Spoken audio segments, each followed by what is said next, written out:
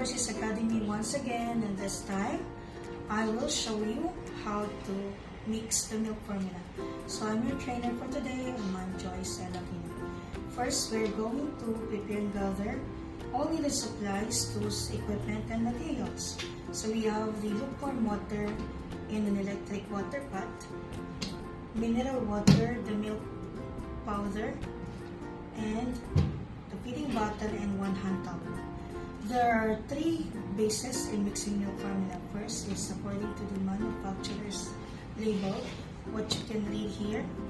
And then, second is according to the pediatrician's advice or the doctor of the baby. And third is following the general ratio, which is 2:1, which means for every 2 ounces of water, we're going to put 1 scoop of milk. So I'm going to start. We have 2 options. Okay. In the Philippines and other European countries, mineral water is already allowed just as long as you store it not in direct sunlight. But in Taiwan, Hong Kong, and other Asian countries, they're still using the electric thermostat. Okay, next, we're going to pour water first. For big bottle, put the minimum of 4 ounces, but for small bottle, put a minimum of 2 ounces. And then, pour at eye level.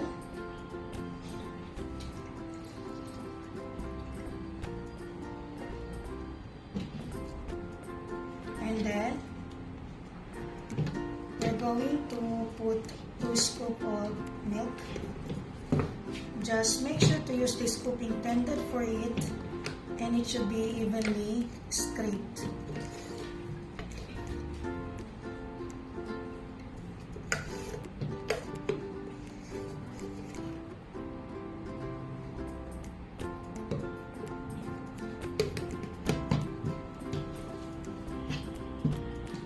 And then, close it tightly to avoid spills, and shake by rolling between your palms.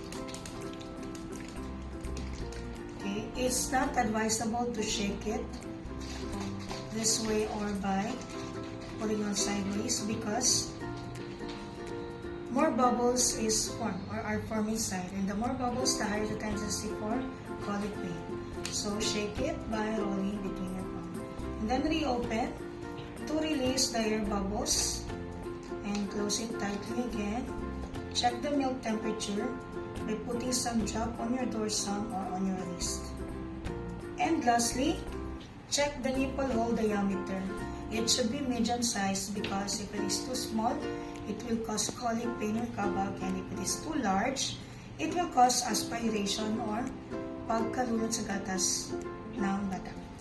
And then, clean as you go. That's it.